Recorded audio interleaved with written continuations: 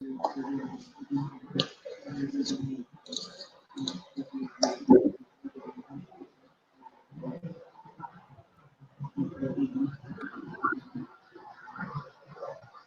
very good evening to one and all present here.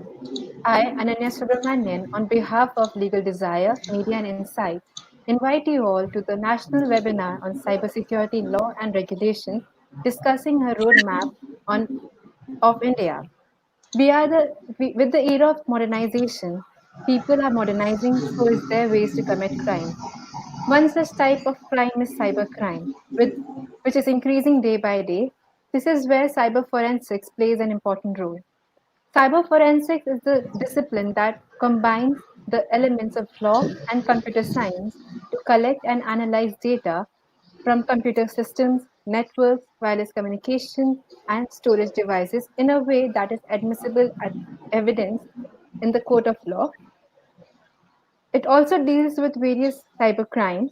Cybercrimes covers a broad spectrum from email scams to downloading copyrighted work for distribution and are fueled by a desire to profit from another person's intellectual property or private information.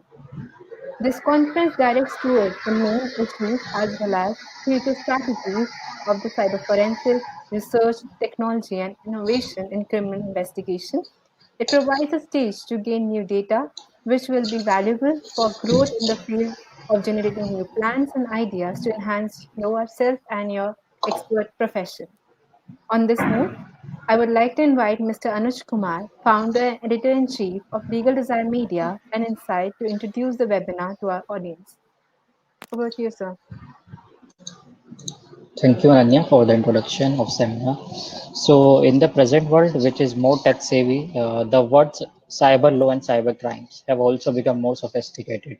Internet and technology were launched for the research purposes and making the life of humans easy. But as the use of numbers of people on the internet increased, the need for these cyber laws in India was felt. As the nature of the internet is anonymous, so it is easy to commit cyber crimes. So thereby, many people could misuse this aspect largely also. Cybercrime cases such as online banking frauds, online share trading frauds, source code theft, credit card fraud, tax evasion, e-commerce theft, virus attacks, cyber sabotage, phishing attacks, email hijacking, and denial of service, hacking, pornography, cyber stalking are becoming common. The existing laws of India that like mainly the IT Act 2000, even with the most compassionate and liberal interpretation, could not be interpreted in the light of emergency cyberspace. So to include all the aspects relating to different activities in cyberspace and to address these issues and understand the cybersecurity laws and regulation of India. We present you this webinar. I hope the session will be insightful for you all. And our speakers will give you more insight about the discussing a roadmap for India for next generation cybersecurity. Over to my colleague Ananya. Thank you, sir. Our first speaker for the day is Advocate Prachi Pratap. Advocate Prachi Pratap graduated from University of Lucknow. She began her legal career under the able guidance of her sister Pallavi Pratap. Prachi has a diverse litigation experience in High Court and Supreme Court. She counsels, advises, represents her client on legal affairs in relation to civil and criminal matters, company matters, IBC, service matters, matrimonial, property and land acquisition matters, arbitration and debt recovery. Prior to completing law school and commencing her legal career, Prachi worked as a social entrepreneur. She has delivered lectures and presentations on the same.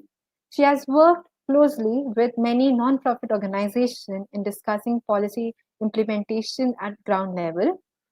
Prachi has a long-standing commitment for the rights of children and women. She is also vocal about environment protection and pollution. She also regularly attends conferences in India and abroad for continuing professional development, including GAR live events in American Society for International Law. Over to you, ma'am.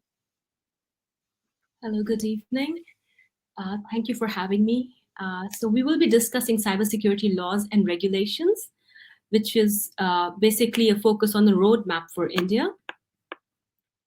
Okay.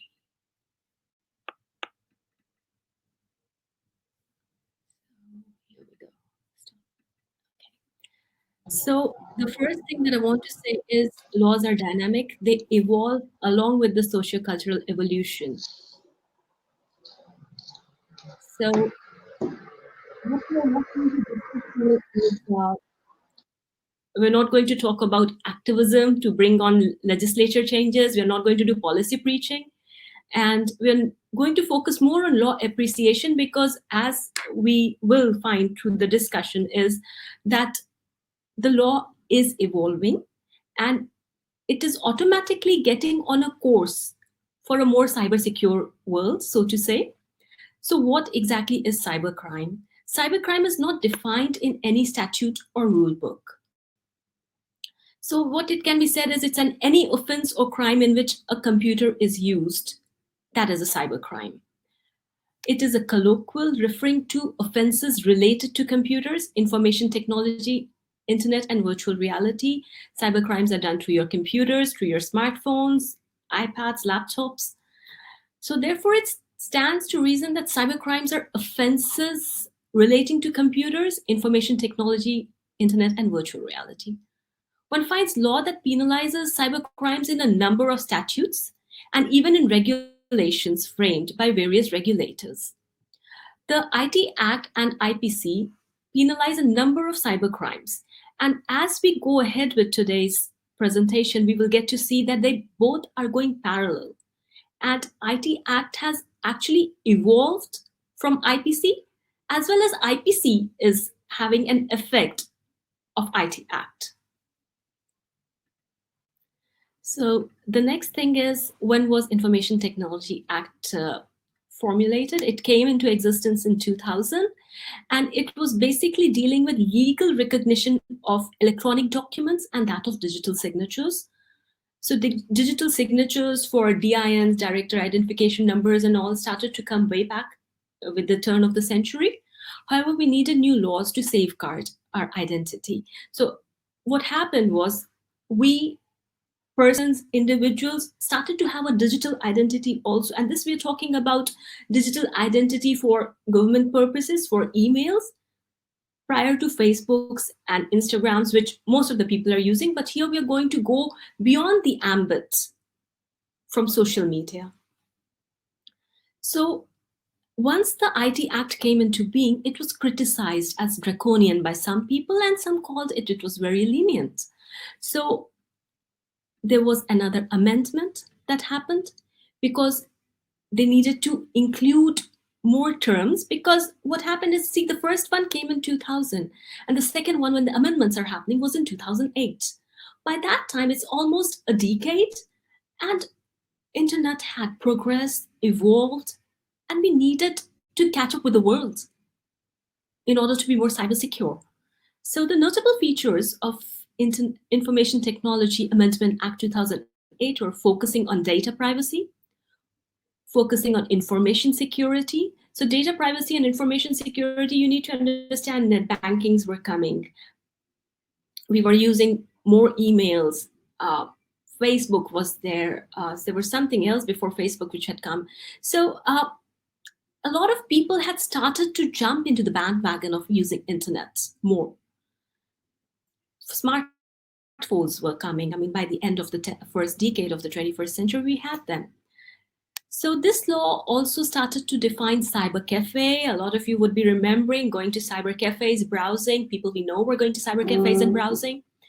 And then it was defining reasonable security practices to be followed by corporates, recognizing Indian Computer Emergency Response Teams. Now, Indian Computer Emergency Response Team this year, prior to lockdown, had reported 3 lakh incidents of cybercrime. That's a lot. And this was formulated almost 2 decades ago, in 2008, with the commencement of ITAA. And also, what was included in the new Amendment Act was inclusion of additional cybercrimes like child pornography, cyber terrorism, authorizing inspector to investigate cyber offenses, which was earlier done by the DSP. So now, this one particular feature shows us that how we have evolved from not having any Information Technology Act or an Information Technology Amendment Act to having a framework, a roadwork. So how did this happen was, see, first we just had an IPC because we were dealing with movable property, movable people, tangible. Now we're talking about cyberspace, which is not exactly tangible. There are digital footprints are there, your passwords are there, your data is there, and you need laws and security to protect it. How that was done was, it was not that in 2000 they envisioned a roadmap. As the need came, as crime came, as offenses were reported, the framework evolved. And so to say, the roadmap came. So what we notice is a parallel proceeding in the Information Technology Act and the IPC. So why is there a parallel proceeding between the two is because they both have been borrowing from each other, and I'll show you through a couple of examples why the two of them have been borrowing through each other. So there was a famous case of Sharat Babu Digumurti, who was a senior manager, trust and safety, and was responsible for maintaining the subject and ban keyword list, ensuring that no litigious item is listed for sale on a website. So he was managing an internet site, and content had to be carefully combed through, making sure that nothing obscene was being transmitted, though that term was not used at that point. So once he did not take appropriate measures to ensure that the list of banned suspected words were kept up to date, and what happened was something was posted on the website that compromised the social and moral norms of society, and then it was brought to the knowledge through the community watch program. So what happens after this in this case is that since it was transmission of obscene material, they had to know whether the case would be registered under Section 67 of the IT Act or Section 292 of the IPC. So what happened? The case was registered under both. And then the accused were charged with offenses under 67 of IT and 292 of IPC. The question before the Supreme Court was whether the accused was discharged under Section 67 of IT Act could still be prosecuted under the Section 292 of IPC, placing reliance on non-obstinate provisions under Section 81 of IT Act and Section 67A and 67B. It was held that the charge under Section 292 could not survive. The decision was on the basis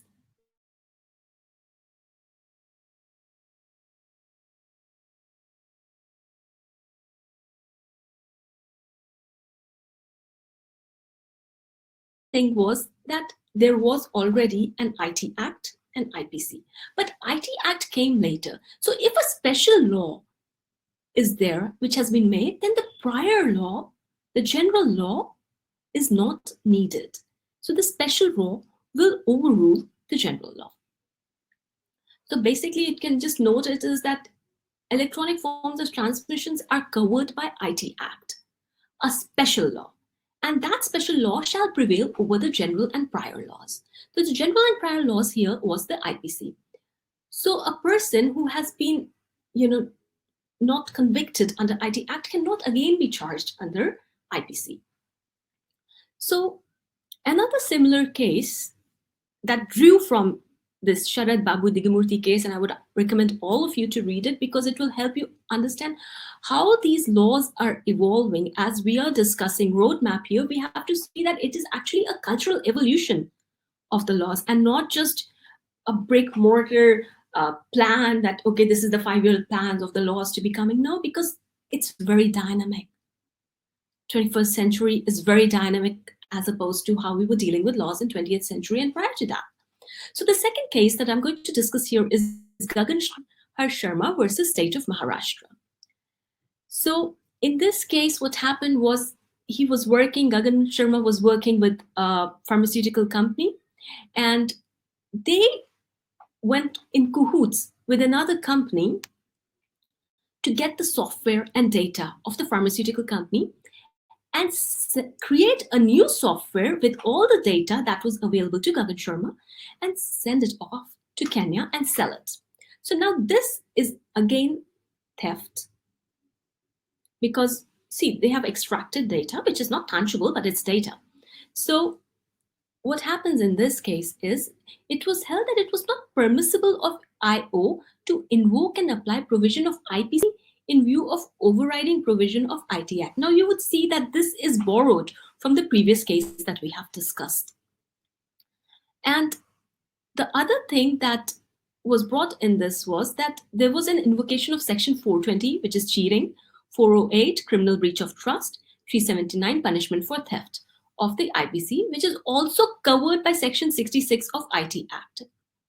Now the prosecution of and the petitioners under both would be a brazen violation of protection against double jeopardy, which is of course guaranteed to us. So we have to be protected against double jeopardy. And if a person is being booked under section 66 of the IT Act, as well as the mentioned sections of IPC, then it would amount to violation of principle of double jeopardy. So the Bombay High Court relied on the principle of lex specialis derogat legae generale, which means special law repeals general law, as we discussed earlier, and emphasized that the application of a special law will override the application of a general law in a situation where there is a conflict between the two.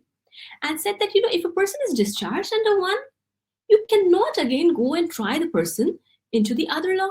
So he was discharged under IT Act, then you cannot say, okay, fine, he's cleared from IT Act, let's try him under IPC. That cannot be done. So as we see that this is an evolution of the roadmap that we are discussing. It is not that this is our target and we are going.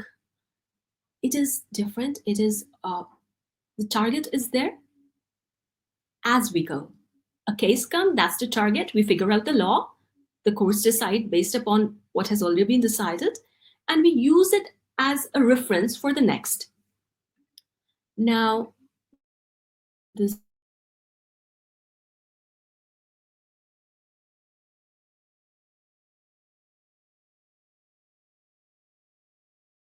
that we have a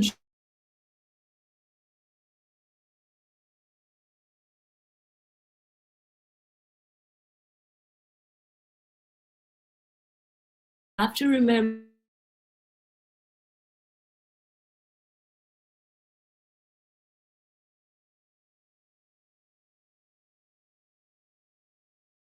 it's very common. We all come across it. It can be through your Paytms, through your emails, through, you're reading about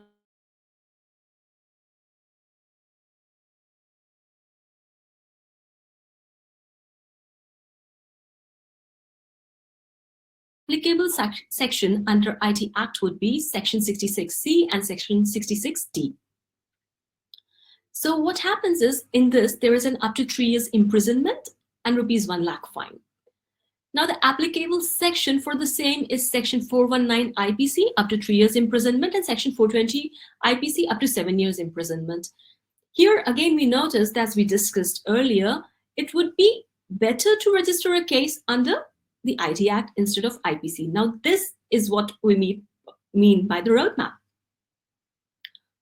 We know that there were 2 sections and we have learned that the general law is not needed because the special law is there. The provision is given in the special law. So the next is capturing, publishing, transmitting image of private parts without consent of person. This is what we just discussed earlier in Sharat Digumarti case. Now please go back and read about it if needed. So the section 66E of IT Act says it's punishable with 3 years imprisonment and a fine not exceeding rupees 2 lakh or both. And section 292 of IPC says 2 years imprisonment, fine up to rupees 2,000, and then if it is a subsequent offense, 5 years imprisonment and 5,000 rupee fine. And as we learned, we don't need to refer to IPC in this to avoid double jeopardy, and we can just go to 66E. This is a classic example of evolution of the law and the roadmap that we are talking about. These are the signposts that we will need eventually when we look back from future, when we are at a point juxtaposed to make a new law or for any policy formulation, new legislations. These are the points, the signposts that we will be looking back at and see that how these parallel proceedings and IT laws and IPC happened, and they will serve as examples in future for us for cybersecurity. Now, the next thing that I'll be talking about is cyber stalking, IPC, and IT Act. So, punishment for cyber stalking and online harassment is under IPC. Now, this is not given in IT Act. So, this is Section 354D of the IPC, which was added by the Criminal Law Amendment Act 2013. Specifically prescribes the act of stalking as whoever follows a person and contacts or attempts to contact such a person to foster personal interactions repeatedly despite a clear indication of disinterest by such a person, or whoever monitors the use of a person of the internet, email, or any other form of electronic communication, or watches or spies on a person in a manner that results in a fear, violence, or serious alarm or distress in the mind of such person, or interferes with the mental peace of such person, commits the offense of stalking. And IT Act 2000 does not directly deal with the offense of stalking. So this I have put here to your knowledge is because, as we were discussing roadmap, this is something that will be later needed to be added to the IT Act. Also, see, it is mentioned in IPC stalking because, there is a person who's out on the street and might be stalked. So, but online stalking, cyber stalking through mobile phones, through internet, that is becoming big, and we need specific provisions for this in the IT Act. And this is again part of referring to these new acts and how we can draw linkages with the new case developments. That points us to the direction of bringing about legislative changes. That happens initially at the level of judiciary. Eventually, something bigger might come at the legislative level. So the next is amendments made in Indian Penal Code by the IT Act. So since the IT Act came, we need to know there have been amendments in the IPC. So one of them is amendment of section 118. The words voluntarily conceals by any act or illegal omission the existence of a design. The word voluntary conceals by any act or omission or by the use of encryption or any other information hiding tool the existence of a design shall be substituted. So what happens is here the IPC is borrowing from IT Act about say the use of encryption and any other information hiding tool. So voluntary conceals, initially we are not talking again about tangible, we're talking about something which is intangible on cyberspace. So that we're talking about cybersecurity again here. And we have, the IPC has borrowed it from IT Act. The second is again about the section 119 is again about voluntarily conceals and illegal omission, again use of encryption and other existing designs. Now the next is section 464, the words digital signature, wherever they occur, the words electronic signature shall be substituted. You would know digital signature was being used in the first decade of the 21st century. However, with progression, now we mostly use the word electronic signature. So again, IBC has borrowed from IT Act. And section 29A says it was created to define electronic records. Now, section 29A was created in the IPC. It was borrowed from IT Act. It correlates with the clause T, subsection 1, section 2 of the IT Act, where and it's, I'm just phrasing it, electronic record means data, record and data generated, image and sound, stored, received, or sent in an electronic form or microfilm or computer-generated microfiche. So what you have noticed here is that the cybersecurity laws are going hand in glove with IPC. So IPC and IT Act together would be the Cybersecurity Act in India. There is no specific Cybersecurity Act in India. We are just evolving both of them as we go ahead with the times of international cybersecurity, international cybercrimes, and as we're updating ourselves, meeting with the demands of international cybersecurity, and as we are developing, as we are upgrading ourselves in the use of information technology. So the amendments made in Indian Evidence Act, and this is very important. There have been amendments in Evidence Act also based upon IT Act. So now you'd see that instead of demanding one more law every 10 years, what we have done is, what the country has done is, there amendments to IPC, to Evidence Act, to IT Act. And in fact, it is beautiful because instead of bringing about legislative changes all the time, what we are doing is we are changing the existing laws, making them more dynamic to suit us, to suit the demands of our life in terms of cyber safety and security. So what happens in Evidence Act is the Section 3, again, the digital signature word has been replaced by electronic signature and electronic signature certificate. And there's insertion of a new section 45A, opinion of examiner of electronic evidence.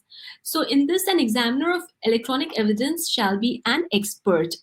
So see, we have electronic evidence under forensics, which is being presented to court, and there will be an examiner who will be an expert. So you see how we are adopting new ways, and our law is constantly changing. Instead of bringing forth new laws every 5 years, 10 years, okay, we need another amendment act and this and that. No, we're just going with the flow. So the cybersecurity bigger threats. So there's critical infrastructure. Critical infrastructure is, again, the bigger infrastructure that governs the country, and compromising it is going to affect us in bigger ways. Say something like you can say about the financial sector will be part of critical infrastructure, or say the air traffic control is there. So that has to be safeguarded. There are laws for those. There's grid attacks. So grid attacks have been in the news lately. Last year also, Russia and China have been trying to attack US grids. So what happens in a grid attack, which is again serious, is because, say, a hacker is able to come into the grid. If they shut down the grid, all your hospitals are off, all your phones are off, your mobiles are off, your internet is off, police is not able to take a complaint. I mean, you're not living in a farm with okay, the light is out, turn on a candle. We are living in a connected world of cyberspace where we are extremely dependent on it, and there's a complete blackout. And the financial sector, a lot of movement of money is happening.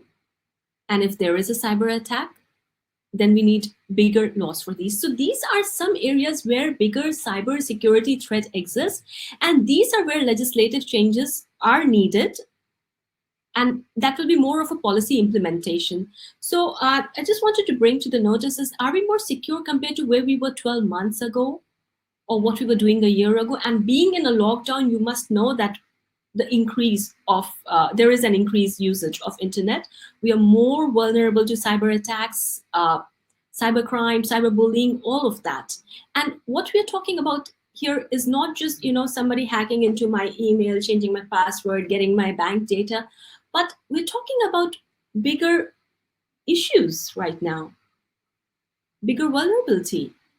It is not just my phone which we are talking about being hacked. We're talking about our financial sector is being hacked, which at that level becomes cyber terrorism. And yes, there are plans with the government for making bigger laws for it, but then again, instead of having separate laws, what might happen is they will just amend the acts, which is easier for them instead of bringing new laws.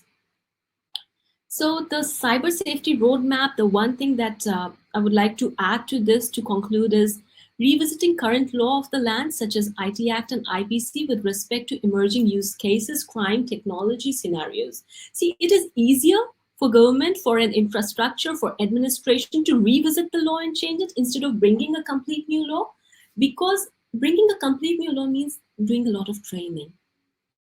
And even now with all this, not all our cops, not all the administration and legislatives and executives are aware of the laws.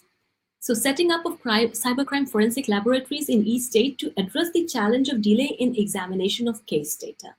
This is very important because, see, cybercrime has opened another wing of crimes.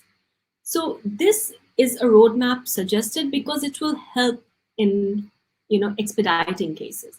Setting up of cyber police cadre, informal police recruitment system. As you would be knowing that cyber crimes can be reported to the there is cyber cell in every district, so it can be reported. But another thing that would be great would be if there is a cyber police cadre who is specifically dealing with cyber crimes. So if the recruitment from ground level starts with that, they will be more efficient in dealing with such matters. And then to constitute a focused task force to study the dark web ecosystem and present its finding to central and state functions. So studying of dark web ecosystem is very important because that is the level at which the bigger crimes are being conducted. And this is something that the government can take note of and bring about a policy change. And that's all for now. And thank you so much for hearing me.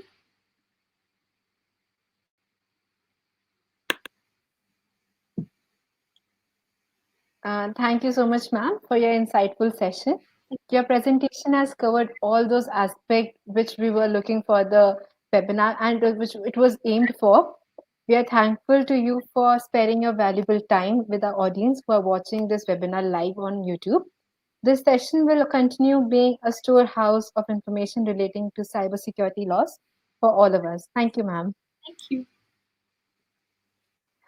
One of our speaker, Mr. Rakshit Tandon, due to some unavoidable circumstances, won't be able to join us for the webinar, but we'll make sure to arrange another free session with him and very soon and will notify the registered participants about the same.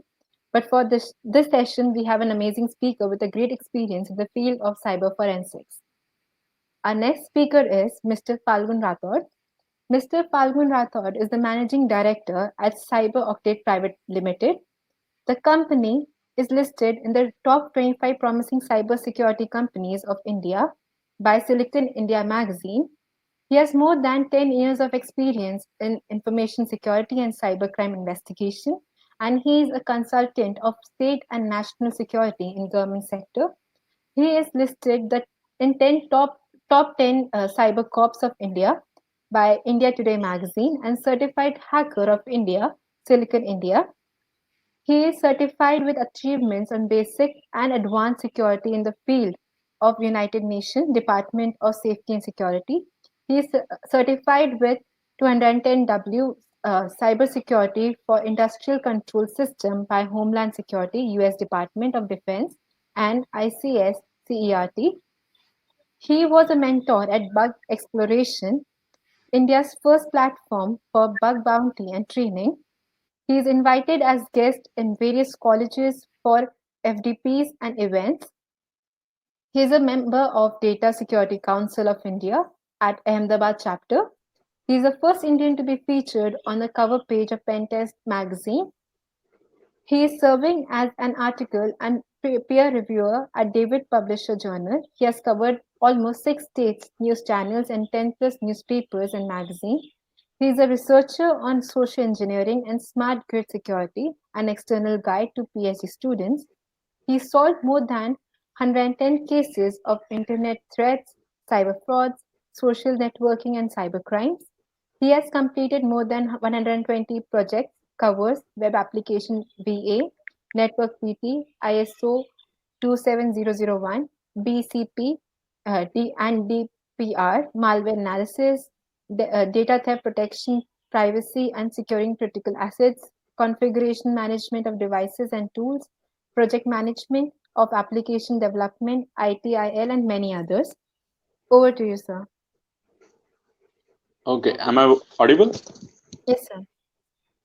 Okay, great.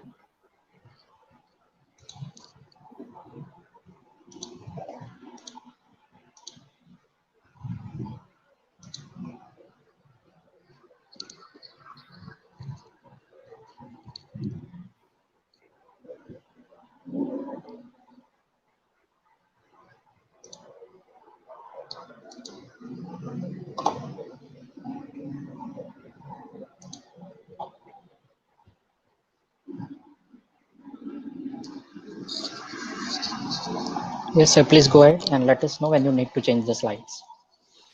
Okay, great. So, hello friends, how are you? Hope you are doing good and safe at your home. So, myself, Falgun Rathod, I'm an ethical hacker and a penetration tester, as well as a director of Cyber Octane Private Limited. Basically, we are into providing training and services. Like there are lots of corporates, banks, as well as India. There are government agencies which we serve.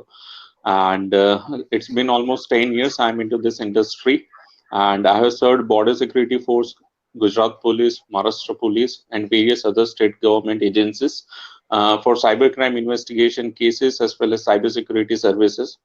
There are a lot of corporates globally, those like where we are serving. We are providing the services of end-to-end cybersecurity. So basically, today we are going to see and learn something about ethical hacking and cybersecurity. Okay, next.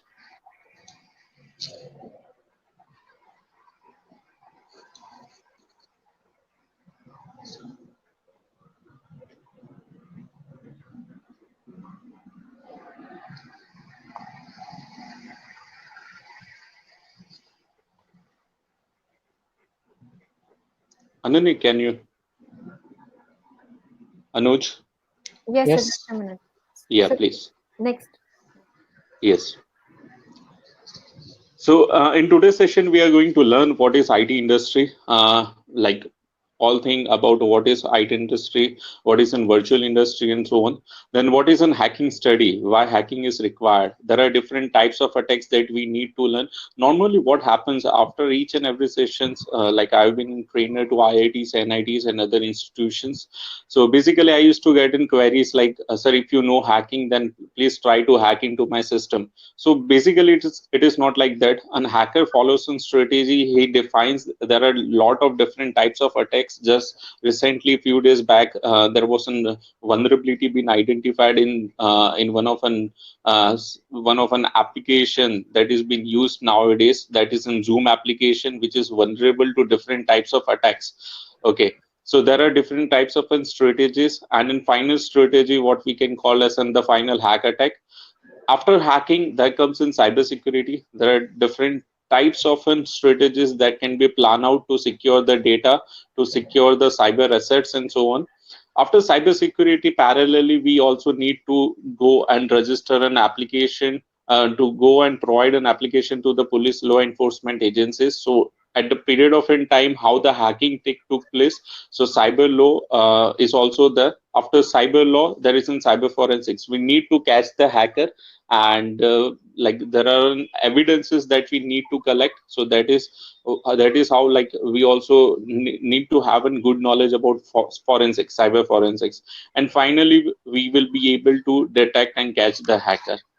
Okay, so this is what we are going to see in today's session. Okay, next.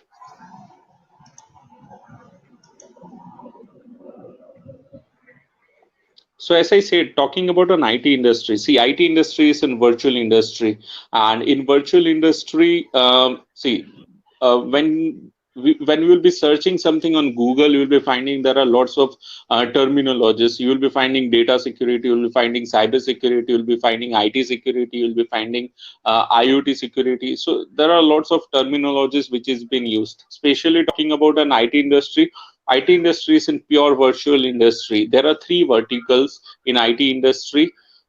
These are the verticals which are being defined on the basis of the softwares or the systems or the languages which are being utilized in these three different verticals. The first one is in public, second one is in corporate, and the third one is in enterprise. So let us first understand what are the three different verticals. So in public industry, basically where the end users, means the softwares or the applications which are being used by the end users, they are actually very common. It can be anyone, it can be a businessman, it can be in labor. So the application which is being used can be used by any particular person from any geographical location, any religion, or any particular occupation. Okay, the application requires an full independence. The applications are developed on open source languages like PHP, Ruby on Rails, Perl, or Python. So definitely you can see this all are the open source languages. The example of this application are in Facebook or eBay. Basically, it does not require any kind of a training to access this application. The second industry is in corporate industry where the end users are the trained professionals. These kind of an applications are being used by the group of people, a specific group of people. So it requires a very fast support. The applications are developed in the frameworks .NET, Silverlight, VB, or Java. Examples are bill payment software, inventory management software. Like take an example, if you're going through if you're going to a mall, so the applications which are being used at an POS machines. POS machine is a point of sale machine which is available at the cashier with a cashier. So when you're going for making a payment of whatever you have to, so basically it is done through that particular POS machine. POS machine is having a software called POS software, point of sale software. That POS software requires two integration of two different tools. That's in payment, bill payment software, as well as inventory management software. So whatever you are going to buy, the particular inventory, that particular product will get decremented, will get decremented from that particular inventory, and the payment would be done. So basically that's in POS software. So if I'm going to tell you like to use that software, definitely you will require in kind of in 2 to 3 days of training. So that particular tools are used as in corporate tools, are called as in corporate tools. Talking about the third one is an enterprise. So in enterprise, end users are highly trained experts. It requires an like years of experience or maybe months of experience to use this kind of tools which are used in enterprise industry. It requires very high dependencies, dedicated monitoring, and very high support. Examples are ERP, governance app, Oracle apps, and so on. Open ERP are also an example of this. These are developed on Oracle, Java, and so on, other big tools. So these are normally being used by the corporates, enterprises like ONGC, Sony, Reliance, Defense, or maybe foreign governance. Okay, so these are the three verticals in an IT industry. Now talking about all these things, there is one thing which is common. So the common thing is over here is in data. If you are having an application and the application basically is not having any data, there is no usage of an application. So the most important thing over here, the common thing over here is in data, and the security of data is very much important. If you are not having an application, take an example. If you wanted to book a flight from one of an application, and if you are not finding a flight and you are not able to book a flight from that particular application, what will happen? Immediately you are going to uninstall the application because it is not going to be useful for you. So that is the reason the data is very much important. So talking about data security, next. Talking about data security, there are three things which are important. Basically you can call it as the pillars of data security. We call it as in CIA. CIA means confidentiality, integrity, and availability. When we talk about confidentiality, when person A sends in data to person B, the data is actually intended for the person B only. It should not be read by the person C or person D, because it is sent by the person from person A to person B only. So that is the thing, that the message should be very much private and should be open and accessed by the person B only. So that should be in confidentiality, that should be maintained. The second thing is an integrity of data. When you are sending a message when person A is sending a message to person B, the integrity of that data is very much important. There are different types of attacks. There is a very much common attack which is called as an eavesdropping attack. So when in eavesdropping attack, basically what hacker used to do, hacker intercepts the data, he changes the data, and the person B would be receiving that particular data which is already changed or modified by the attacker. So basically the integrity is not maintained. So integrity needs to be maintained. The third one is an availability of data. Availability of data is very much important as of now. Why? Because if there is some data which can be deleted or which can be easily modified, then definitely, and whenever required, like a person A is sending a message to the person B, and the person B is not able to receive that particular message due to any of a reason.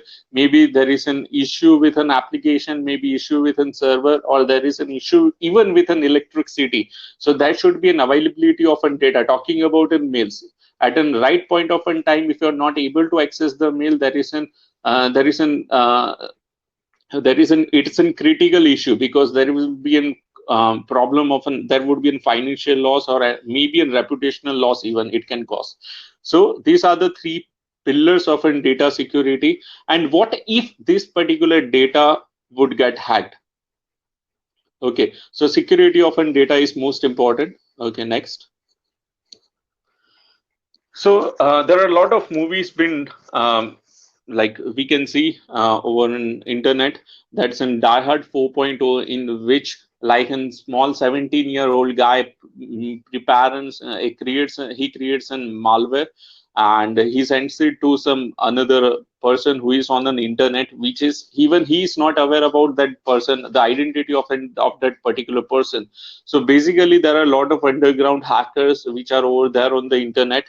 They are using a lot of anonymity tools. They're using a lot of different channels for an communication, anonymous communication.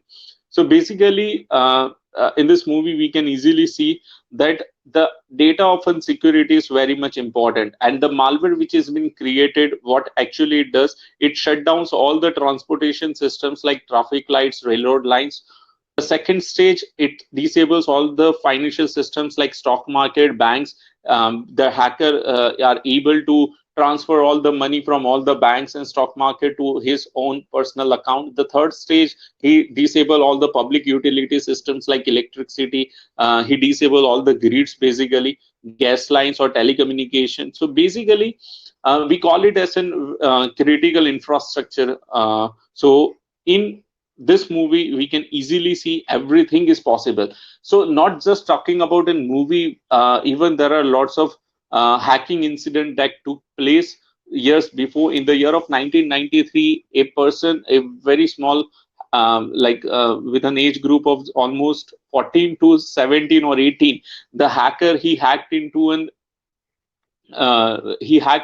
critical infrastructure of Russia. In 2011 or 10 something, a hacker, he hacked into the windmill system. So basically, yes, it is possible to hack into the power system. It is possible to hack into the grids. It is possible to hack into the like smartwatches or in smart TV. Just last year, there are a group of hackers, and they were trained by us, and they were able to hack into smart TVs, and they are easily able to control your smart TV. They can easily see what actually you guys are doing in front of your TV. So yes, it is possible to hack into almost anything which is connected to the internet. Okay, so the impact would be a huge. The impact would be definitely a huge. Okay, next. So nowadays, a war can start within just few clicks. At the time of Second World War, what was required to start a war? Army, missiles, guns, tanks. The cost was high and not easily available. So, but obviously, it is not possible for us to get in missiles or even to get in guns. Missiles and army and the tanks are different things. So yeah, it is not possible for us to start a war. But actually nowadays in 21st century, what is actually required? Just you require a laptop, internet, tablet, or a mobile phone. And people nowadays is having dual SIM card phones. They are having two or three, more than two phones nowadays. The cost is low and they are easily available in the market. You can just tweet and you can create a huge impact on a cyber. You can even create a small spark for a war. So it is called the next war would be called as an guerrilla war or an information warfare, because people would be fighting for the data itself. Like we are and every now and then we are hearing about how China is creating a big impact by covering all the electronic devices. Most of the electronic devices and the applications are created from the China. The devices like phones are being created in China. So there are a lot of, it has been said like there are lots of malware which are actually injected in the hardware itself. They are not even, you can imagine, there are not even malware like there are not in software malware. There are the they are the hardware malware which are already injected in your hardware devices. So when you are opening your system, when you're getting it very fresh system from the nearby store, and when you're opening, actually without even accessing that particular internet, the already the hardware malware is already there into your device, and whatever you are doing, all the data and everything can be monitored by the third person who is sitting in a next country. So the impact would be more, and a war can start within just few clicks. Okay.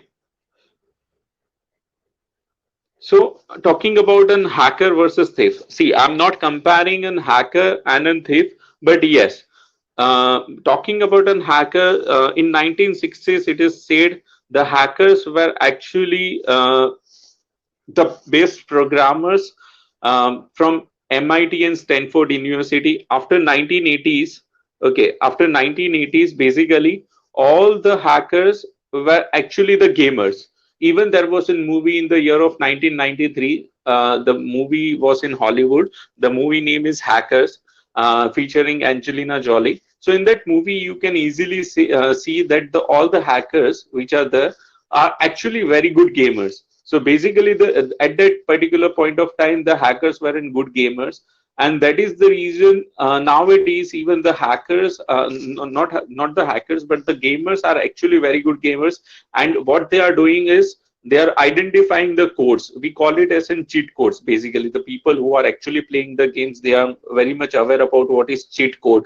You can easily bypass any often feature or any often thing that you are having in the games. So basically, and then after gamers, after 2000, basically the hackers were called as in cyber criminals, because most of the hackers are were used to like I didn't they used to steal the data. They are using the data or the systems or the networks for the financial usage or for taking revenge or something like this. So basically hackers were being called as in cyber criminals. So as I suggested, like IT industry is a virtual industry, and the real world we call it as a thief. So basically, the medias and other people, like they used to say, the hackers are someone who gains unauthorized access into any system or any network. They are called as an hackers, and the process is called as an hacking. But talking about virtual industry, yes, they are called as an hackers, but there are different types of an hackers. And in a real world nowadays, we are not when we are reading a newspaper, I'm not getting, even you guys are definitely sure that you will be not getting any kind of a news that there is an robbery that took place in any home or even in a bank. Why? Because there is a virtual industry, there is an digitalization going on. People nowadays, no one is keeping an hard cash into their pockets, even not at their home. So definitely people are having their all their documents on their applications, like on their cloud, maybe on their applications, mobile applications. People are using cryptocurrency, people are using mobile banking, people are using wallets for the transaction. They are having all their money on their in their applications. So basically, nowadays, that is the reason you are getting a news about an hackers. Why? Because everything is getting virtual, and some hacker can easily hack into your application, and they can do a transaction on behalf of you. Even they can call you, they can get an OTP. Nowadays, it's in trend.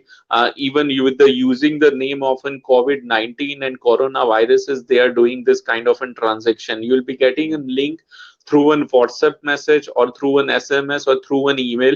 Once you are going to click on that link, all the money from your account can be getting will get transacted from your account to the attacker account. So this is what is happening as of now. But talking about on hackers, there are different types of on hackers.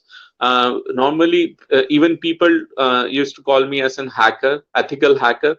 So talking about an ethical hacker, after the year of 2000, basically government and the organization started hiring hackers. Why? because hackers are already creating a big impact and they are making a huge loss to this organization. So organizations started hiring hackers, and those hackers were called as an ethical hackers. Why? Because these are the hackers, they actually follow some of their personal ethics, and they are not using that kind of data or access to that network for their financial gain, and they are helping that organization for securing their cyber posture. So that is the reason they are called as an ethical hacker.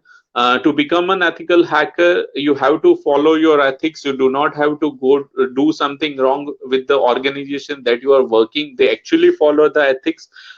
They actually sign an NDA. We know when we are working with any of an organization, we are signing a non-disclosure agreement. So that is the reason why, because when we are testing and when we are hacking their applications and their particular networks, we are accessing and we are able to access all their particular kind of data or the network, and we can do anything with the usage of that data. So that is the reason we sign an NDA that will not be disclosing any of an information on or in data that we are going to gain from that or the corporations. So that is the reason hackers are nowadays are creating a very big impact on a virtual industry as well. I'm talking about an virtual hackers, the ethical hackers, sorry.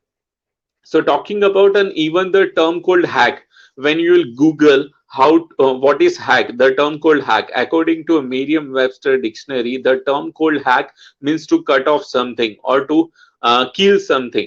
So that is the reason the hacking, the word called hack, has been curated and been been used in a falsely manner. Okay, so other than this, there are different types of hackers.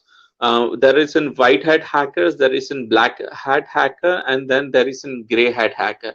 So as the term says that it is in white hat hacker. So basically, the white hat hackers are not wearing a white hat, or the black hat hacker is not wearing a black hat. But basically, white hat hacker means he's an hacker which he uses his knowledge for some good purpose, for a good thing, for helping society, for helping organization to secure their assets, secure their data. They are called as an white hat hackers.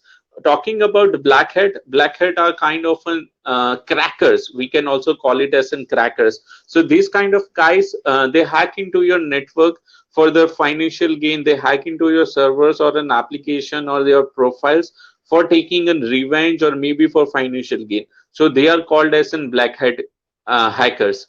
Talking about gray hat hackers are the hackers. At a daytime they are white hat, at a night time they are called as in they would be the black hat. So they are called as in gray hat. They are combination. They are the hybrid of a white hat and a black hat.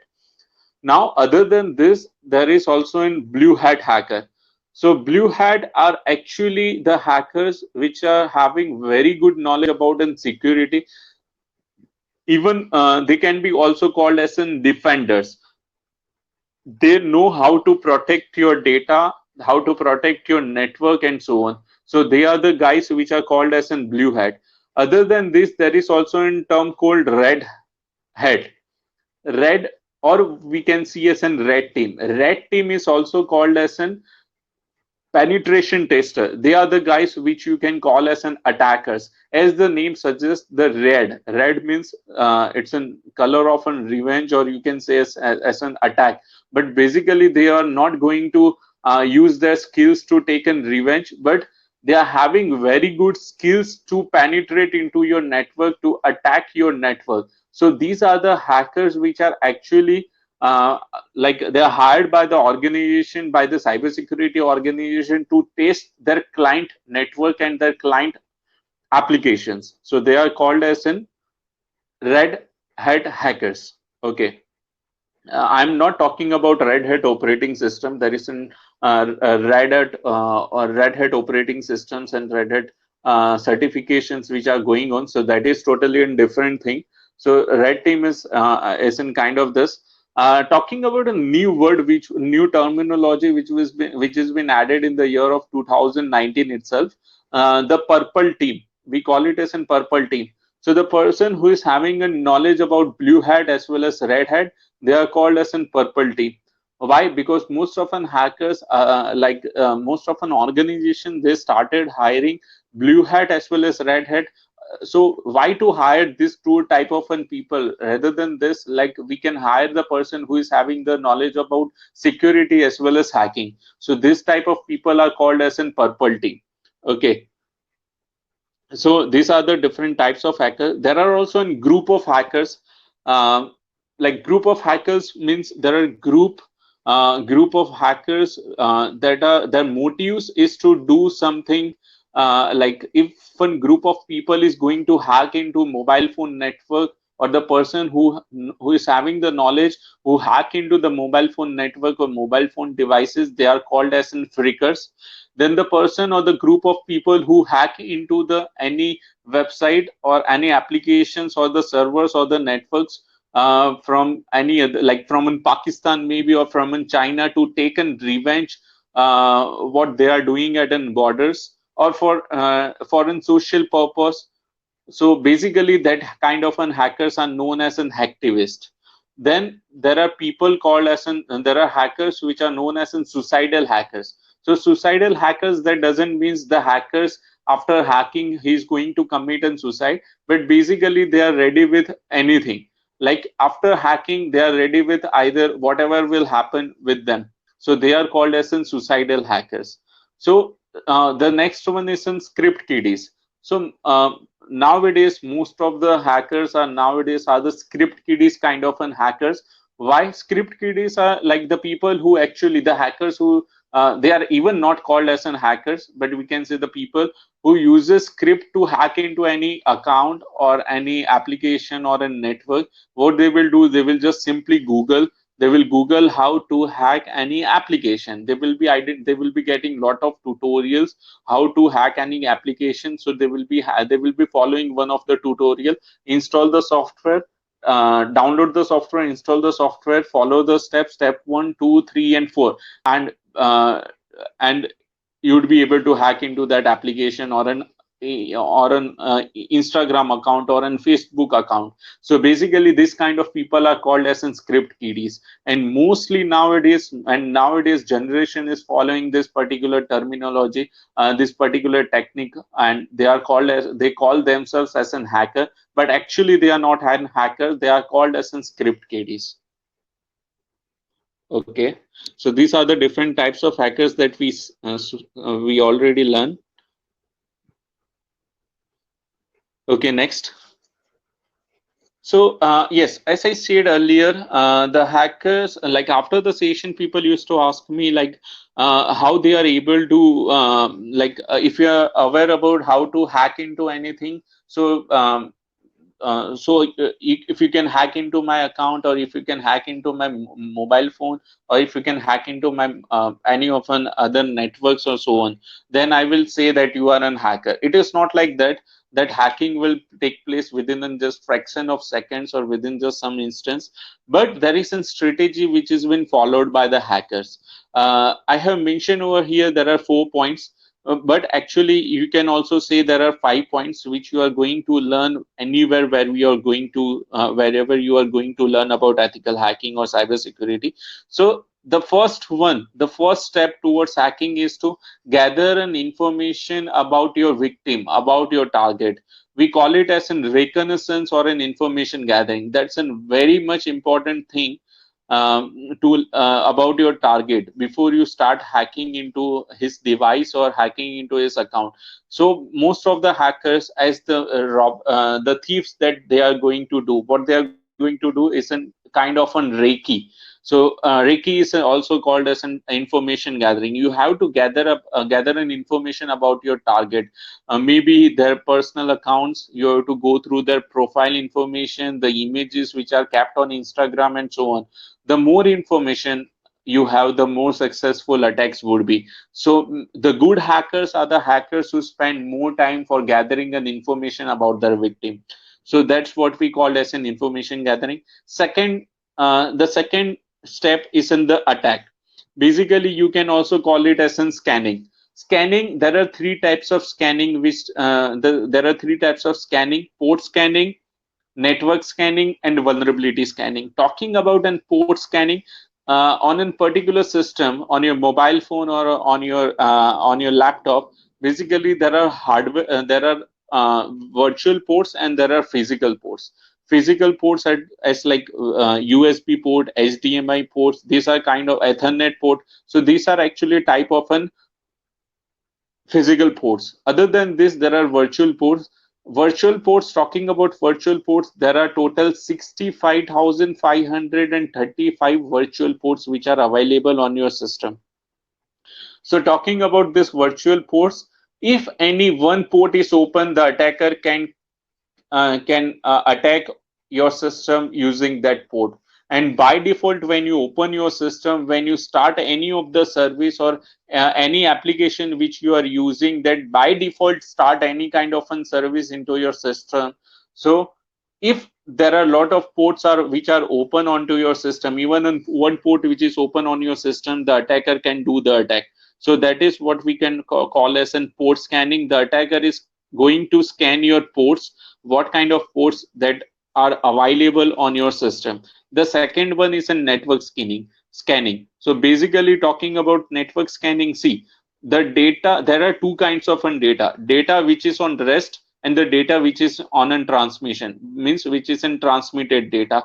Data on rest means the data which is already there in your system, and then there is a data which is called as in transmitted data, means the data is being transmitted from one device to another device, means actually the data is into the network. So the network scanning also been taken place to identify what kind of network that they are having. Why? Because it is there can be 100 of reasons and 100 of applications are available, like an antivirus or any of another tool can you can use to secure the data which is on the rest, which is on your laptop.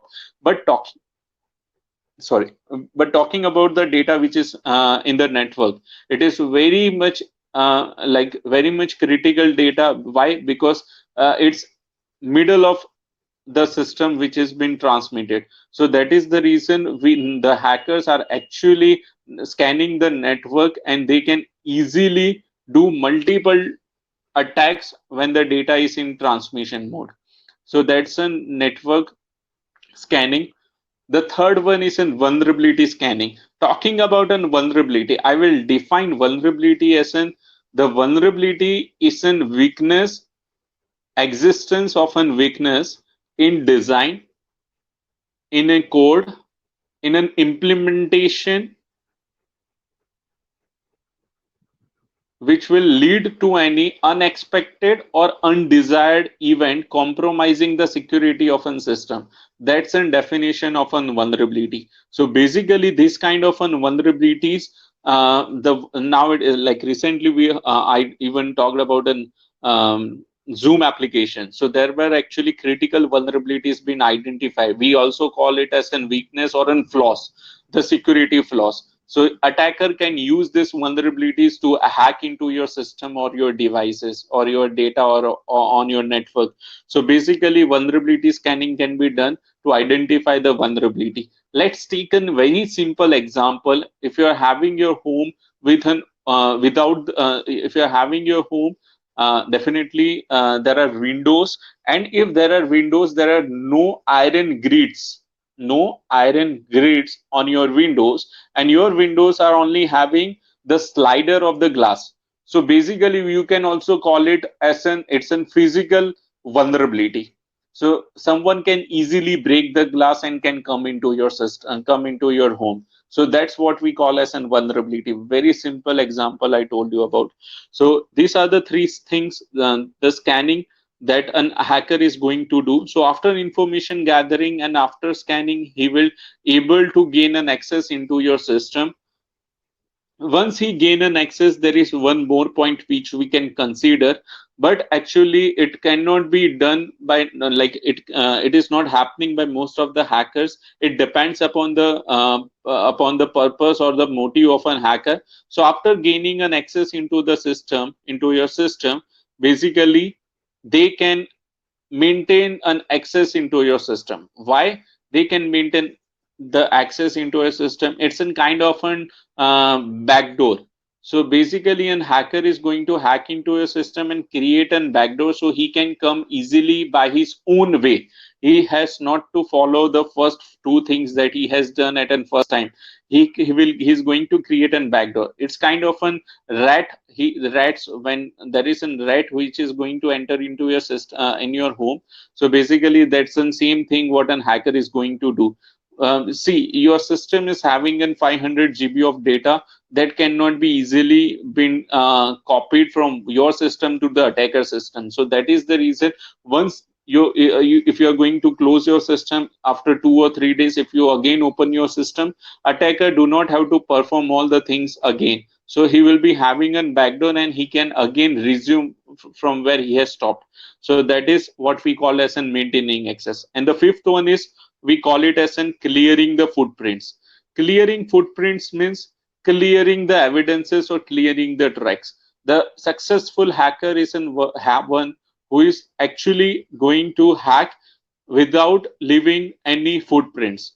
And secondary, even if he is going to leave the footprints, he has actually, after completing his task, the hacker is the one who is actually clearing all his footprints. So basically, he can clear all the logs from your system. So you'll never be able to identify or never be able to do identify or do the forensics and do the forensics about an incident that has happened, because he has already cleared all his footprints. So this is a strategy of a very good hacker. Okay, next. So yeah, securing yourself. So that's a very important thing for any of us. See, there are a lot of tutorials and lot of checklists which are available on the internet that you can easily follow. Uh, so the first one is in like the thing that you are going to find out in any often tutorial to secure your systems. So that's the one which is antivirus. So you should have a very good antivirus, updated antivirus, and license antivirus. I'm talking about why it should be in license version. See, there are a lot of cracks and free versions are available on the internet. But what happens with a crack? See, when we talk about a crack, why someone is going to give one free thing to you, especially talking about a security tool? Because actually they are going to get something from you. Okay, so that is the thing. You should not go for a crack version, because even it has been said, if you're having a crack one, then there is some kind of a malware which is been attached to that particular crack software. So never go for the crack one. Go for secondary isn't, you can go for a trial one, but again I do not recommend to go for the trial versions. Yes, for a period of a time to test the features of that particular software or how easy to use that software, you can go for the trial version from their genuine website. But it is again not recommended. Why? Because that particular trial version will not give you the full security to your system. So that is the reason, go for the license applications for the security tools or the security applications. The second one is go for a good firewall. See, already there is a Windows based firewall which is available.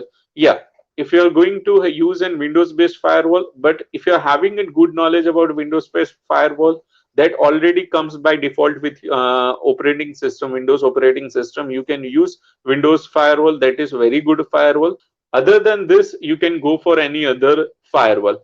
It is called as an host based firewall. But if you are having multiple devices, I'm talking about the employers, the companies, or the IT teams. If you are not having the good firewall, go for the good firewall. There are a lot of companies which are available, which are providing very good hardware firewall devices. Go for that.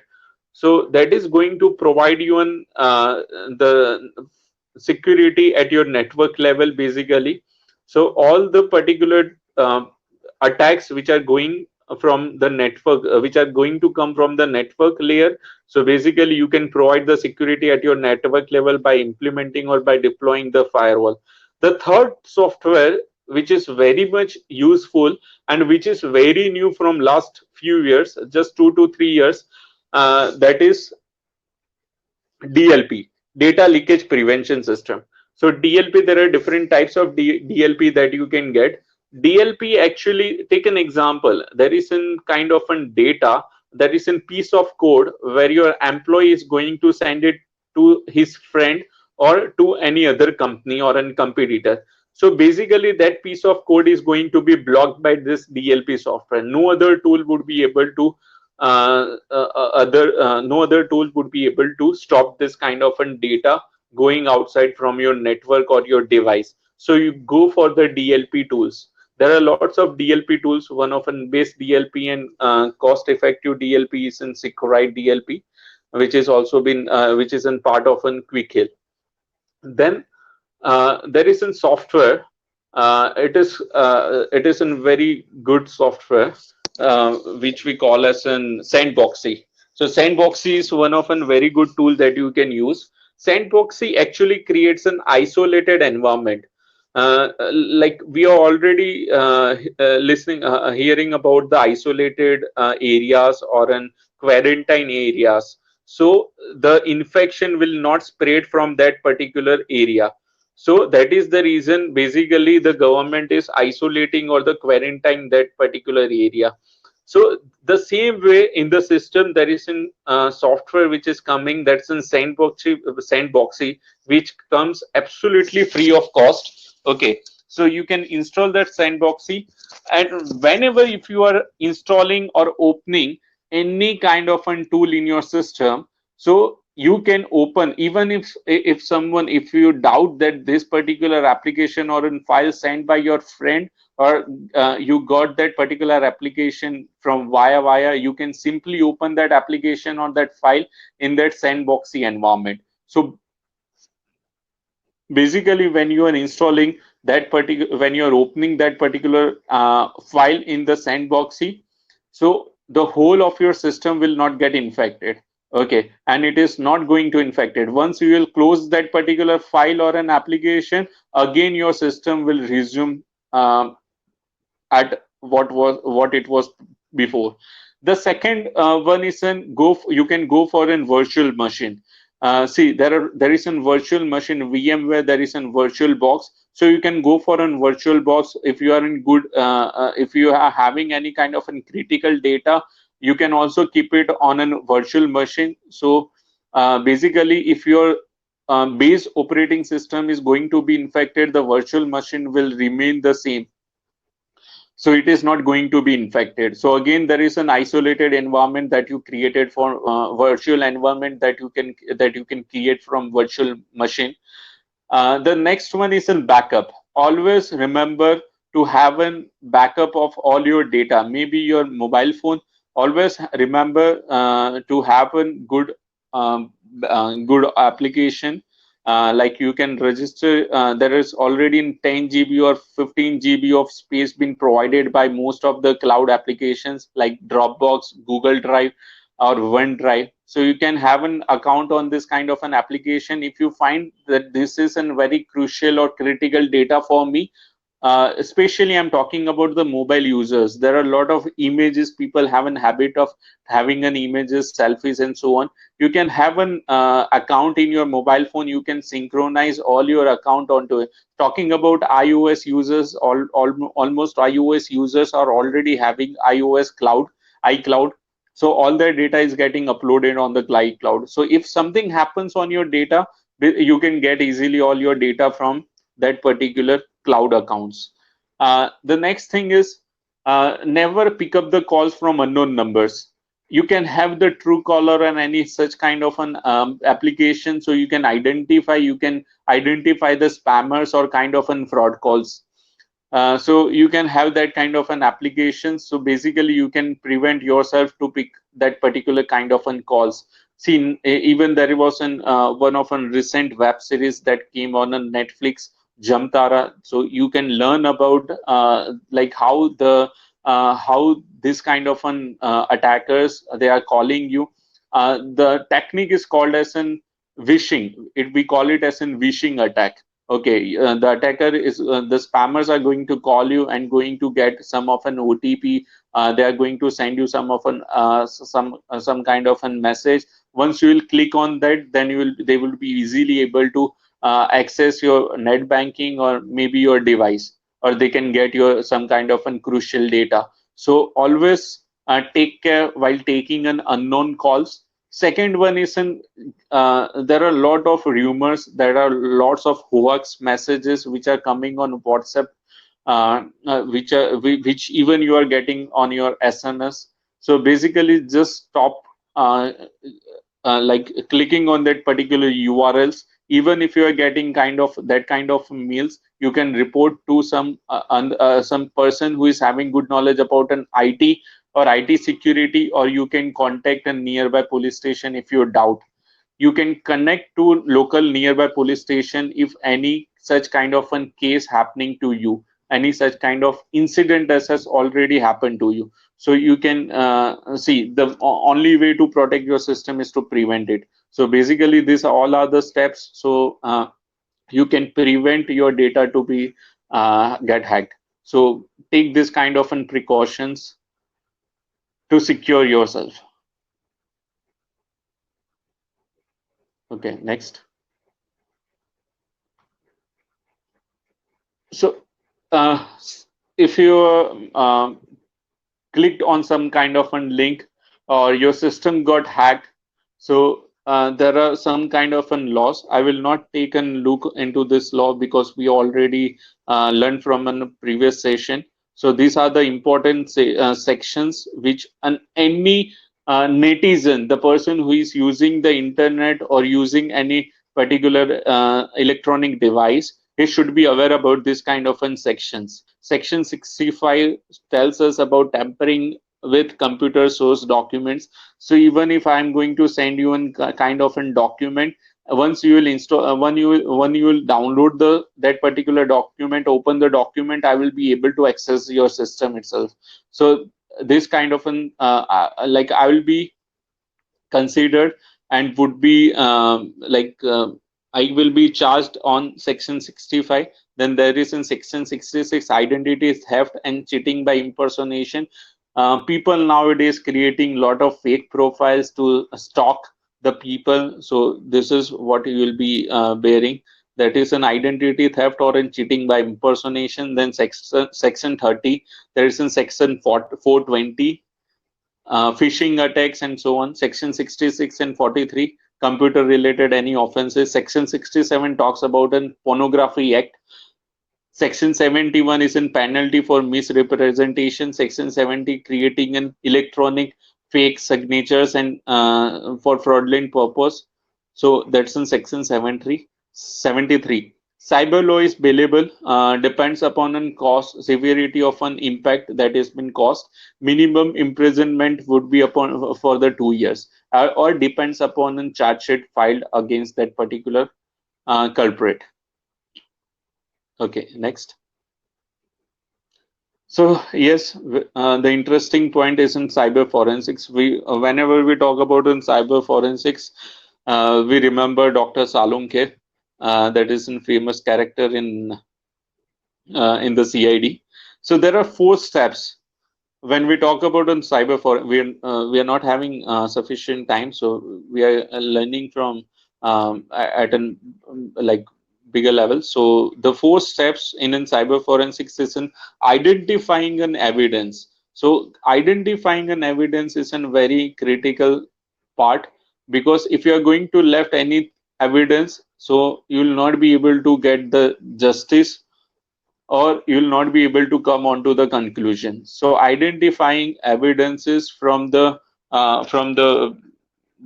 incident places, so that's in crime locations we can say. So identifying evidences is very much important things. Even if there are any kind of cables, if there are any hard disk, any CPUs, yeah, you can leave the monitors or any other monitors, but you have to take all the critical electronic devices which you are going to find out on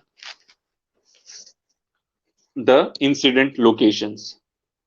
So identify the evidences. Second one is preserving the evidences. You need to preserve the evidences in very crucial and very important manner. Why?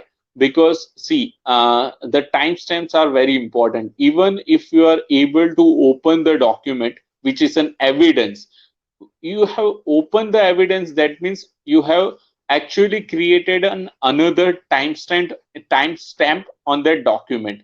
So how will that particular investor will come to know that you have not altered or you have not misused the information which was available on that document?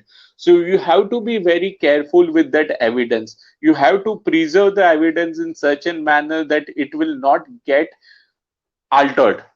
So that is the reason most often cyber forensic team is creating an image of the hard disk or that particular evidence. So when the image, like what does it means actually? Creating an image. See, if you are going to copy the evidence, the timestamp will be there that you the data or the evidence has been copied. But when you are creating an image of that particular evidence, it is not creating any timestamp. So there are lots of softwares and hardware devices are there for within forensic team. Using that softwares, you can easily create an image of that particular evidences. So basically, you will not be altering or testing on your actual evidences. You will be testing, you will be doing and testing, analyzing the image of that particular evidence. So that is the reason you have to preserve the evidence in such a manner.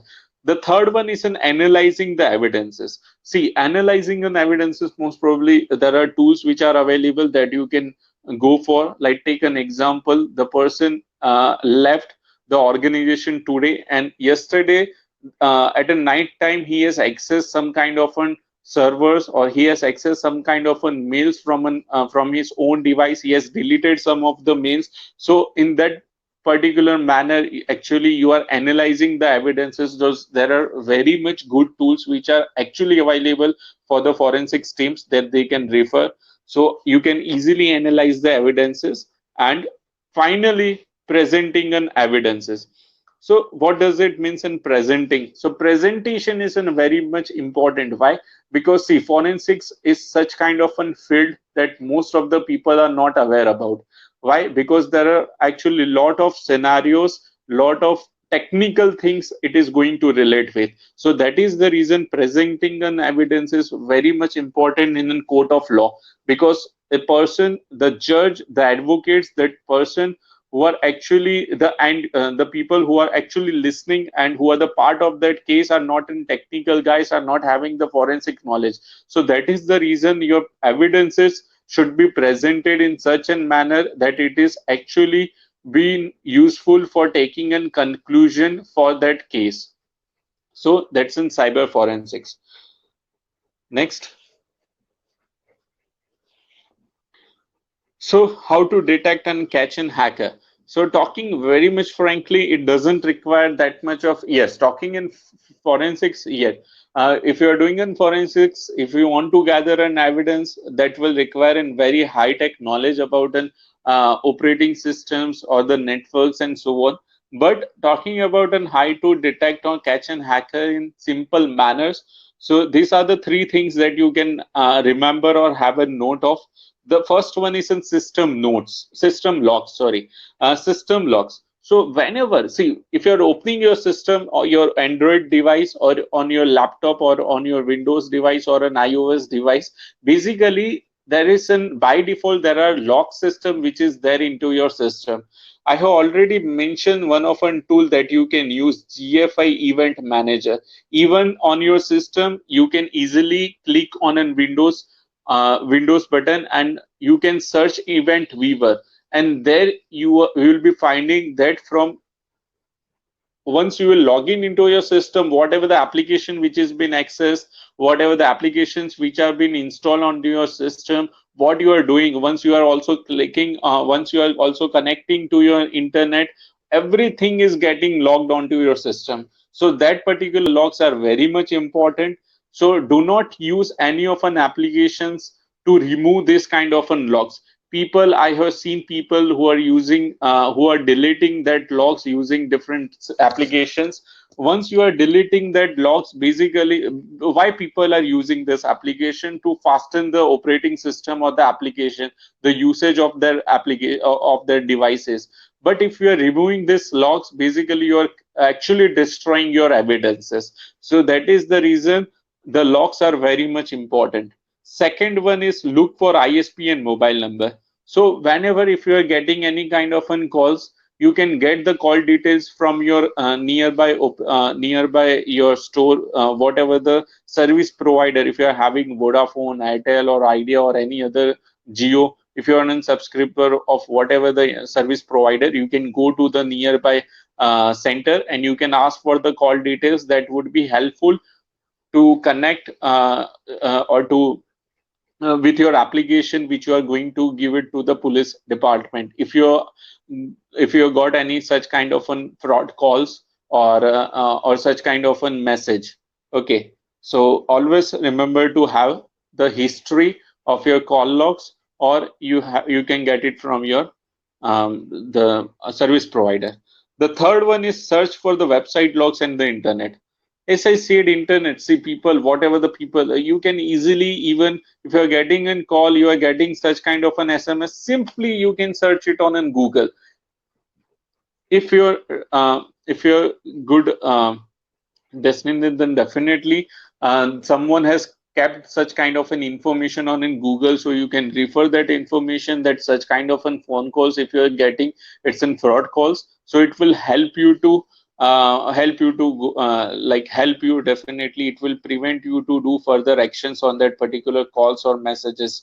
There are website logs. So whenever if you are accessing any website, if you are accessing any application, any website, it can be in small website of an company or maybe in service provider. See, every website maintains the logs. If you are opening it, whatever you are doing, if you are accessing, if you are logging into that application, everything is getting logged with that website owner as well as with that service server provider. So you can get the logs from them also. So these are the ways through which you can detect or the catch an hacker. Okay. So next is the case studies. See, there are lots of case studies that I am having because I have solved more than 120 cases as of now, till now, related to cyber crimes. So you can take an example. If you find your phone number or any kind of an image that is posted of yours, or maybe your of your dear or near ones, posted on any of an website, what you can simply do, you can identify the email ID which is being used to create that domain. You can contact them and you can tell them to remove the image which is kept on that URL. You can simply do it by yourself rather than going with a police department and so on. So basically you can do in this manner.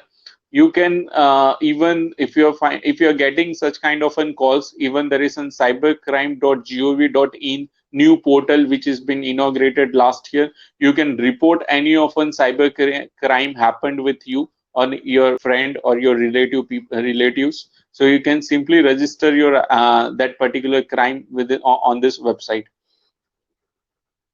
Okay.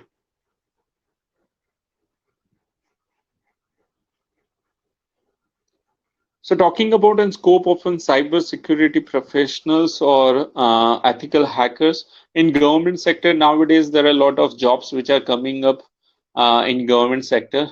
State government and central government is hiring hackers. Just recently, Gujarat government, Maharashtra government has started hiring hackers at a very good large scale, because we can see the cybercrime is also happening. Okay, so there is a good opportunity in government sector, but still it's not at a huge level. It is still on a rise.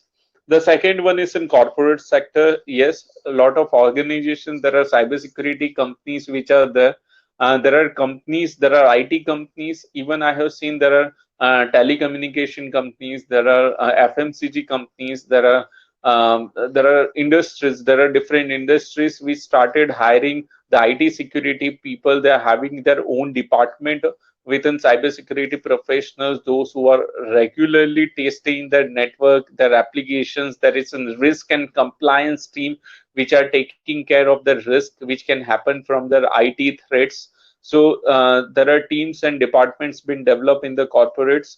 So yes, there is a huge rise, and there is an where there is a lack of resources as of now in India. Uh, so there is a good scope in corporate sector. The third one is in freelancing. Yes, there are a lot of hackers which are doing in freelancing. You can register on any of a freelancing website. There are lots of projects which are coming up. Even as an ethical hacker, you can work with any of an agency. You can work from them. You can work from home even. So I know there are a lot of people who work from home. You can be in part of a bug bounty hunting programs which are being run by the corporates. So you can identify the vulnerabilities and you can report to them.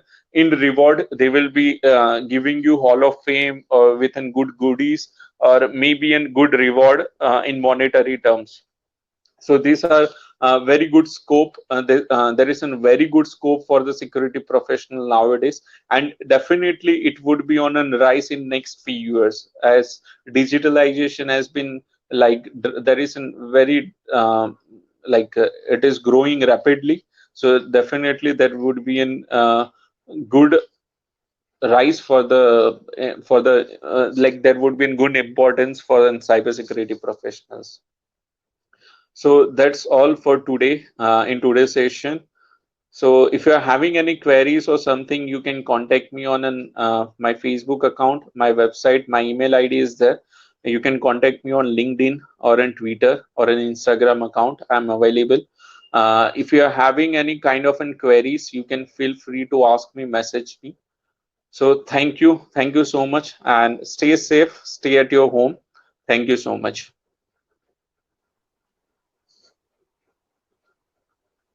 Thank you, sir, for joining us at a very short notice. And thank you for your insightful session. I am sure each one of us has learned a lot from you.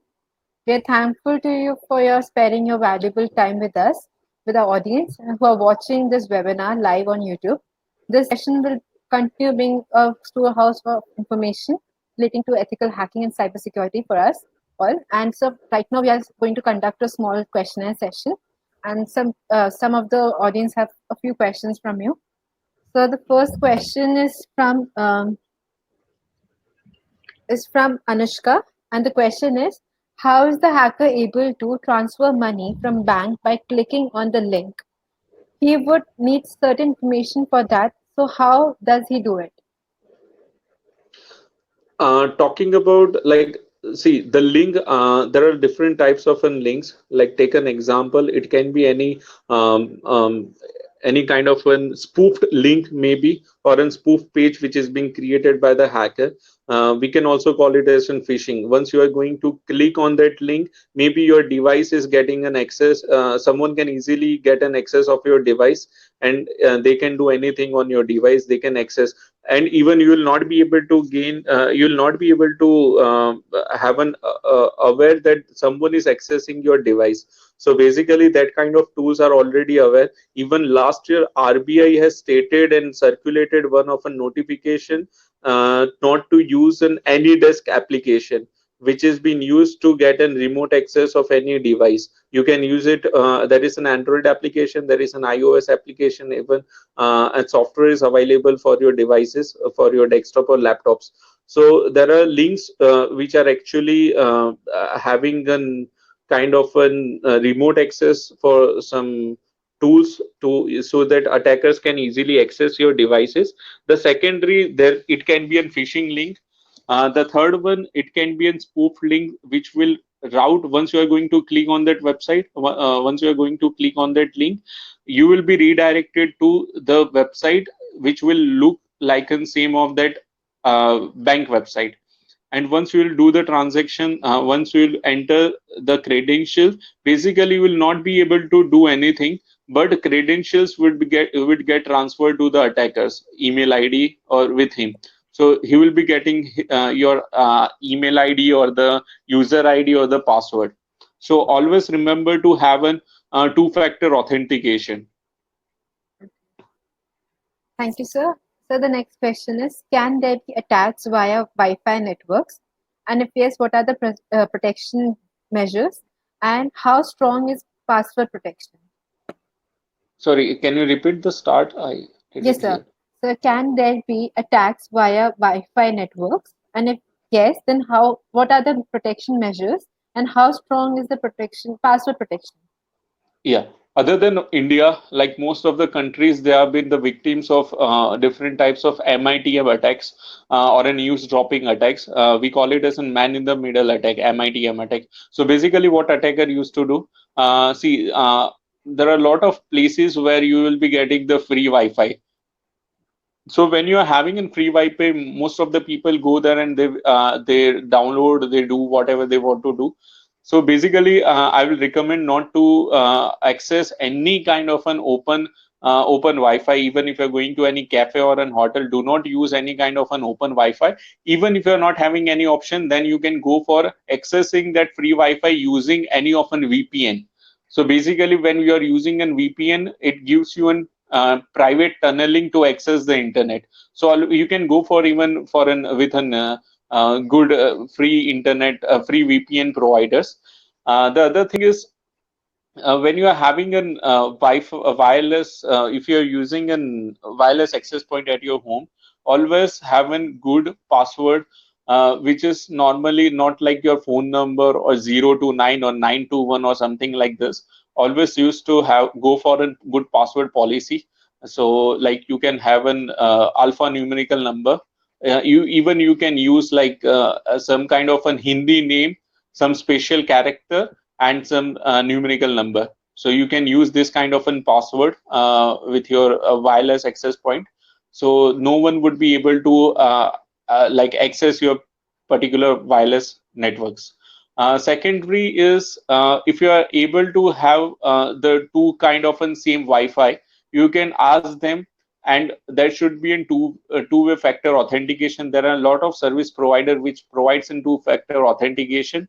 So if there is some user who wanted to gain an access into that Wi-Fi, they have to ask the administrator or the owner of that Wi-Fi, and he needs to provide their MAC address. Once he will get an once the person is going to give you MAC address, you will authenticate that MAC address. Then only you will be able to access that Wi-Fi.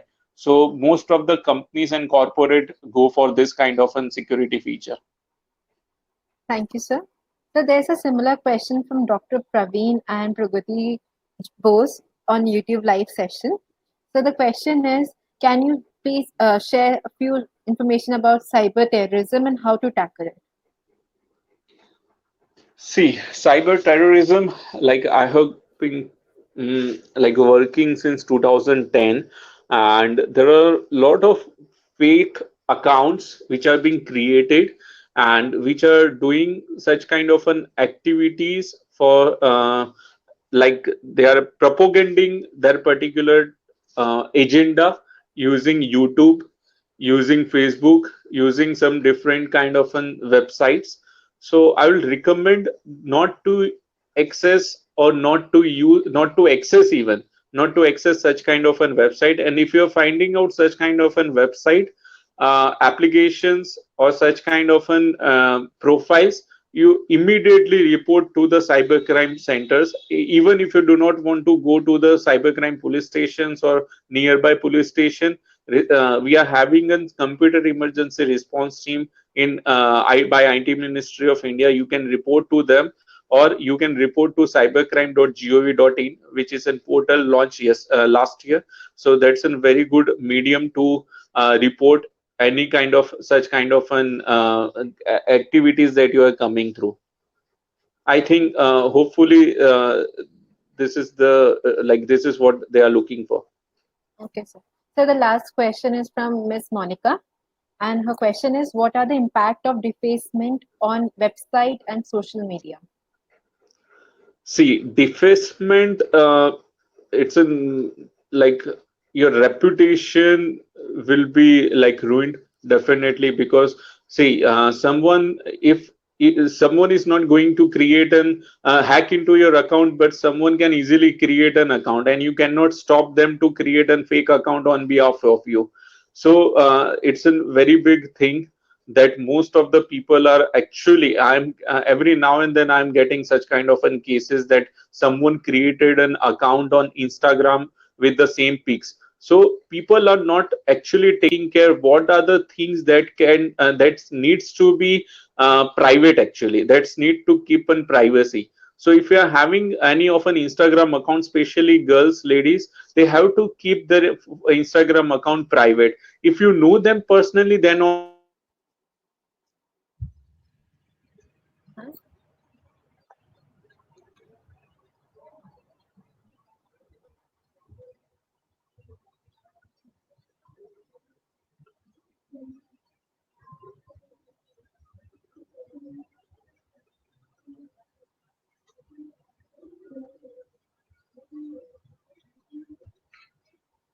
them. So I guess there is some kind of technical issue, but we'll get back to you, sir.